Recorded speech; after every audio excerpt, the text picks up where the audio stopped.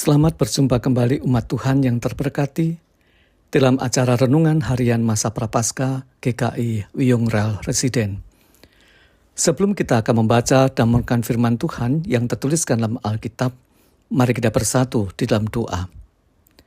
Ya Allah, sumber firman yang hidup, tolonglah kami saat membaca dan merenungkan firman-Mu yang tertuliskan dalam Alkitab pada hari ini, agar kami dapat mengerti kehendak-Mu. Dan biarlah dalam pengertian akan kehendak-Mu, kehidupan ini dapat kami lalui dengan berlandaskan pada firman-Mu. Dalam Tuhan Yesus Kristus kami mohonkan doa kami ini. Amin. Bacaan kita pada hari ini terambil dari kitab Yeremia pasal yang kedua, ayat yang ke-13. Saya bacakan untuk kita sekalian demikian firman Tuhan. Sebab 2 kali umatku berbuat jahat. Mereka meninggalkan aku, sumber air yang hidup, untuk menggali kolam bagi mereka sendiri, yakni kolam yang bocor, yang tidak dapat menahan air. Demikianlah firman Tuhan. Tema renungan kita hari ini adalah melepaskan. Umat Tuhan, salah satu hal yang menarik dalam relasi kita dengan seorang bayi adalah saat tangan kita digenggam dengan jari-jarinya yang mungil itu. Ada perasaan nyaman dan bahkan tenang tersendiri yang kita rasakan. Dan saya yakin hal yang sama juga ada dalam bayi tersebut. Namun ketika dia menyaksikan kita sedang memegang makanan yang menjadi kesukaannya, maka genggaman pada tangan kita akan segera dilepaskan, dan kemudian dia akan meraih makanan tersebut dan menggenggamnya dengan erat sama saat dia menggenggam jari kita tadi. Meraih dan menggenggam umat Tuhan adalah sesuatu yang menjadi bagian dalam kehidupan kita. Setiap orang pasti menginginkan untuk memiliki yang terbaik dalam dirinya. Dan karena itu kita tak akan pernah jemu-jemu untuk terus mengembangkan semua potensi kita dan juga tenaga kita untuk meraih dan mendapatkan apa yang kita pandang baik tersebut. Kita tak akan terlalu peduli dengan tubuh kita yang sudah mulai lelah.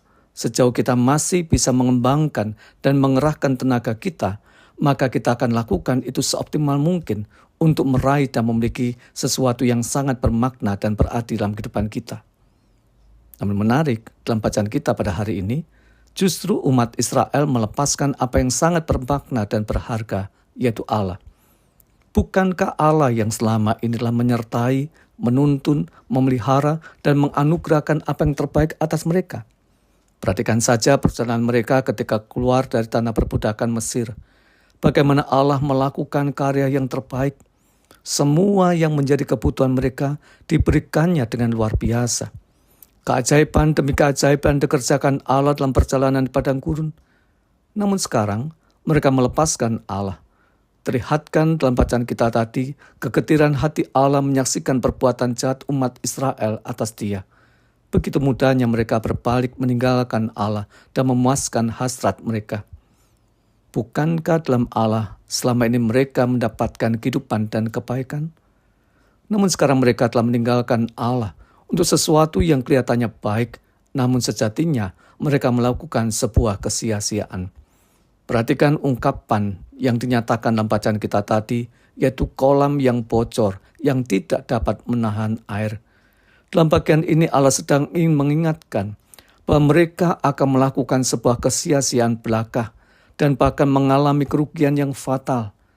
Saat ini, kita memasuki Minggu Prapaskah ketiga. Masa-masa kita melakukan pemeriksaan diri dan berefleksi tentang iman kita kepada Allah dalam Tuhan Yesus Kristus, Sang Sumber Juru Selamat kita. Kita telah ditebus dan diselamatkan oleh Dia dalam pengorbanannya di atas kayu salib. Apakah iman kita tetap dalam Dia dan kita genggam iman kita itu dengan baik? Di tengah-tengah banyak tawaran dan godaan yang diajukan kepada kita, apakah kita tetap memegang iman kita dengan erat dan tak akan pernah melepaskannya? Bagi setiap kita yang sedang berpuasa, hal ini terlihat semakin jelas saat kita menahan lapar dan haus berhadapan dengan orang-orang yang sedang makan makanan yang kita sukai, dan bahkan kemudian mereka menawarkannya kepada kita. Apakah kita tetap akan tinggal dalam pilihan bebas kita untuk berpuasa, ataukah melepaskan komitmen kita dan mengambil makanan tersebut dan menikmatinya dengan lahap? Tapi ingatlah, pada saat itu kita telah melepaskan apa yang mulia dan kita gantikan dengan apa yang sia-sia. Karena setelah kita makan, pada saatnya nanti rasa lapar itu bukankah akan muncul kembali? Melalui puasa atau pertarak yang kita lakukan pada masa-masa Prapaskah ini, kita sedang berlatih untuk melepaskan apa yang fana dan memegang erat apa yang jauh lebih bermakna, yaitu meneladani Kristus dan menjaga iman kita untuk tetap melekat dalam kehidupan kita untuk selama-lamanya. Amin. Mari kita bersatu dalam doa. Ya Tuhan, sumber firman yang hidup, tolonglah kami agar mampu tinggal dalam kebenaran firman-Mu. Kami percayakan perjalanan kehidupan kami dalam tangan kuasa-Mu. Oleh karena itu jagai, lindungi, dan berilah kekuatan kepada kami untuk tetap memegang teguh iman kami kepadamu dan melepaskan kenikmatan dunia. Dalam Tuhan Yesus Kristus kami berdoa. Amin. Selamat menghayati masa Prapaskah. Tuhan Yesus memberkati kita.